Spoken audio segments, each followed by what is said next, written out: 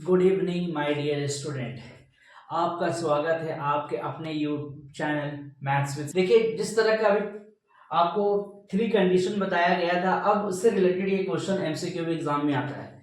जैसे कि दो इक्वेशन दिया हुआ है कि x plus 2y equal to 3 है and 2x plus 4y plus 7 equal to 0।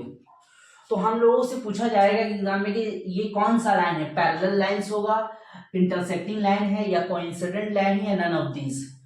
तो सबसे पहले हम लोगों को करना क्या होगा कि ये x प्लस 2y, जब ये 3 इधर है तो इसको इधर लेकर आएंगे तो -3 हो जाएगा।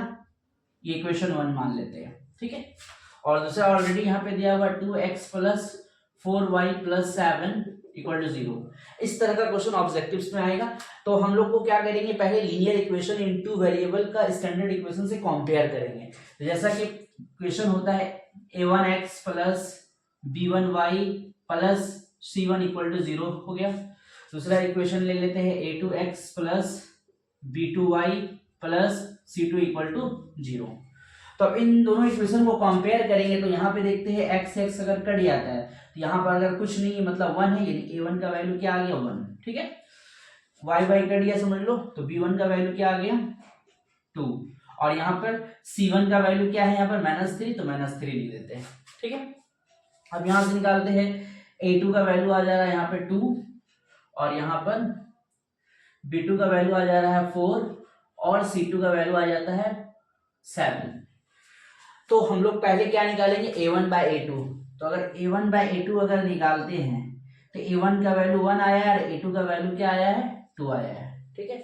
अब b1 बाय b2 निकालते हैं तो b1 का वैल्यू कितना आया 2, और सॉरी b1 का वैल्यू आया है 2 और b2 का वैल्यू 4, ठीक है। और अगर c1 निकालते हैं c1 बाय c2 तो c1 कितना है -3 और c2 है 7। तो यहाँ पे हम लोग कंडीशन देख रहे हैं कि ये 2 और 4 आपस में कट सकता है। मान लो 2 1 जा 2, 2 2 जा 4, तो ये 1/2 आ गया। तो यहाँ पे देखने से लग रहा है कि a1 बाय a2 का value 1/2 and b1 by b2 का value 1/2 and c1 by c2 -3/7। तो यहाँ c1 और c2 अलग आ रहा। तो कंडीशन हम लोग का ये हो रहा है कि a1 by a2 is equal to b1 by b2 and c1 by c2 not equal.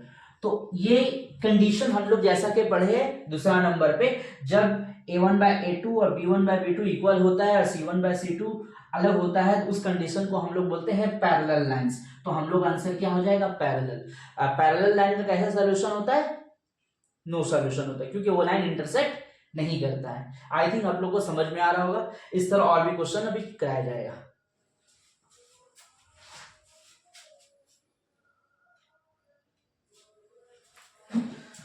आज के लिए आपका दूसरा क्वेश्चन है। दूसरा क्वेश्चन जैसे दिया हुआ है कि 2x plus Y is equal to 5 and 3x plus 2y is equal to 8। तो हम लोग से पूछा जा रहा है कि ये यूनिक सॉल्यूशन होगा या टू सॉल्यूशन होगा या नो सॉल्यूशन होगा या इनफाइनाइट सॉल्यूशन होगा। तो उसको भी उसी तरह से बनाएंगे। क्या करेंगे, पहले क्वेश्चन को 2x प्लस वाई, अब ये 5 इधर इसको इधर लेकर आएंगे इक्वल टू के, तो ये -5 हो जाएगा इक्वल टू 0, और ये हो गया 3x प्लस 2y, अगेन 8 इधर आएगा तो -8 बराबर 0। अब हम लोग दो इक्वेशन है तो standard equation of linear equation in two variable से कंपेयर करेंगे। तो यहाँ मान लेते हैं a1x plus b1y plus c1 equal to 0, a2x plus b2y plus c2 is equal to 0। अब यहाँ से निकालते हैं तो x x कट गया, a1 का वैल्यू आ गया 2, y y कट गया, y की जगह कुछ नहीं मतलब 1 है, यानी b1 का वैल्यू कितना हो गया 1 एंड c1 इक्वल टू -5, ठीक है। अब यहां से निकालते हैं a2 is equal to 3, b2 is equal to 2 and c2 is equal to -8, ठीक है। अब हम लोग निकालते हैं a1 बाय a2। तो a1 बाय a2 हो जा रहा है तुम्हारा 2/1, और b1 बाय b2 अगर निकालते, सॉरी a2 क्या है 3 है ना। अब b1 बाय b2 निकालते हैं तो b1 1 हो जा रहा और b2 हो जा रहा 2 and c1 by c2 is equal to c1 by c1 आ जा रहा तुम्हारा -5 और c2 आ जा रहा -8।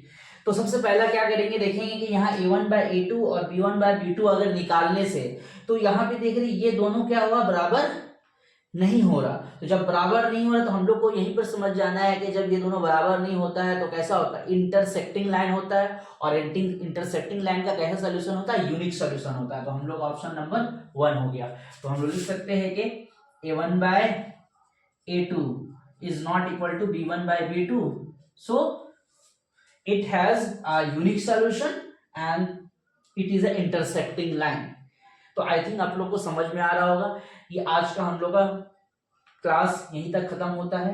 अगर आपको मेरा क्लास आप लोगों को समझ में आ रहा है तो आप लोग प्लीज सपोर्ट कीजिए और मेरे साथ जुड़े रहिए। इस तरह से और भी क्वेश्चंस इस चैप्टर से रेगुलर कराया जाएगा। Thank you so much.